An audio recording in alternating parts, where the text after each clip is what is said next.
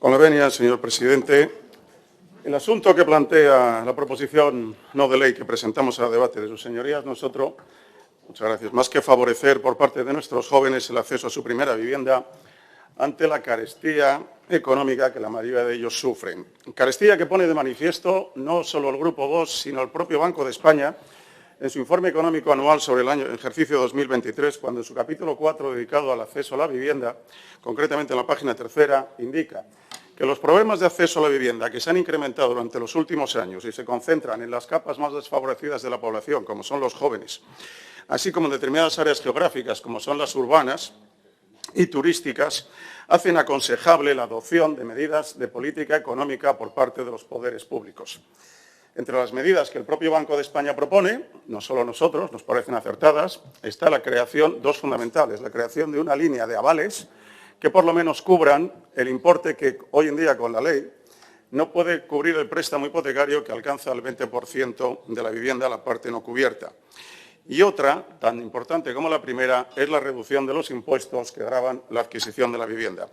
El Gobierno de la Nación ha tomado buena nota de la primera medida y el ICO en febrero ha aprobado una línea de avales que alcanzarán esa parte no financiada por los préstamos hipotecarios a todas aquellas personas menores de 35 años y con familias con menores a cargo. Entonces, ¿a qué esperamos nosotros para adoptar la segunda medida, para la reducción de los impuestos en el acceso a la primera vivienda por nuestros jóvenes? ¿Tenemos instrumentos para ello? Pues claro que sí, tenemos el impuesto sobre transmisiones patrimoniales. ¿Pero qué es el impuesto de transmisiones patrimoniales? Pues no es un impuesto, son tres. Es el principal impuesto indirecto que afecta al tráfico civil entre las personas, es decir, entre aquellas que no actúan como empresarios y profesionales, a diferencia del principal impuesto indirecto que es el IVA, que afecta al tráfico mercantil. Tenemos, por tanto, tres conceptos impositivos. Uno que grava las transmisiones de todos bienes, tanto bienes muebles e inmuebles como muebles, siempre que el transmitente no sea un empresario profesional, así como la constitución de derechos reales sobre los mismos. Otro impuesto, otro concepto dentro del mismo, que es el de operaciones societarias, que no viene al caso, y un tercero que grava los actos jurídicos documentados, tanto en documentos notariales como mercantiles como administrativos, a través de dos cuotas, una cuota fija, que es a tanto por folio, y otra cuota variable, que depende también del valor, en este caso escriturado. Vamos a dejar lo de valor real para otro día. Es importante puntualizar que este tercer concepto, el actos jurídicos documentados, no existe en Alemania ni en Gran Bretaña. Y en países que tienen más idiosincrasia con nosotros, como Francia e Italia, es mucho más reducido que el que tenemos aquí.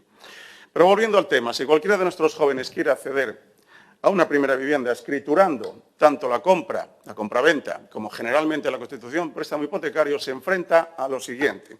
Si la adquiere nueva, directamente de un empresario profesional, está sujeto y exento al tipo reducido del IVA, es decir, un 10% del valor escriturado, más el concepto de actos jurídicos documentados, tanto en su cuota fija, 0,30 euros por folio escriturado y un 1,2% de cuota variable sobre el valor escriturado igualmente. Total, la friolera de un 11,2% de impuestos, sin contar gastos notariales, agencias, tasaciones, bancos, patatín, patatán. Ejemplo rápido, 200.000 euros, 22.400 solo en impuestos. Toma ya, más de 4 millones de pesetas. Si la adquiere usada o de un transmitente que no actúa como empresario o persona, como empresario profesional, o es de segunda mano, está sujeta no al IVA, pero sí al impuesto de transmisiones, salvo que sea y que por lo tanto le grava con un 8, un 9, un 10% en función del valor de la vivienda en un tramo de entre 150, 300 y 500.000 euros. Pero si está incluido en un rango de edad menor de 36 años, estará sujeto al 4% siempre que el valor de la vivienda sea igual o inferior a 150.000 euros. Pero de lo que no se escapa es del impuesto lo que sí que se escapa es de la cuota variable de actos jurídicos documentados. Y finalmente tenemos una guerra, gracias a Dios resuelta por los tribunales, para pagar la cuota variable del concepto de actos jurídicos documentados en la escritura de constitución del préstamo hipotecario. Dicho resuelta favorablemente a favor de los bancos, a favor del adquiriente, porque el que insta la escritura del préstamo hipotecario es el banco, pero aún así tiene bastantes facilidades para repercutírselo en el precio de compra a unos y a otros vía comisiones.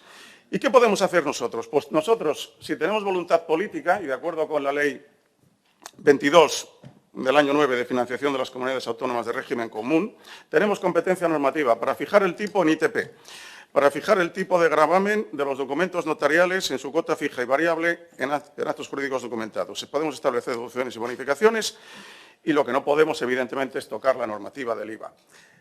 ¿Qué es lo que tenemos que hacer? ¿Qué es lo que proponemos? Atacar el problema con valentía, atacar el problema de la vivienda para los jóvenes con valentía, como ya mencionábamos en nuestros puntos 148, 49 y 152 del programa con el que concurrimos a las elecciones generales, que se concreta en medidas directas que se pueden tomar aquí.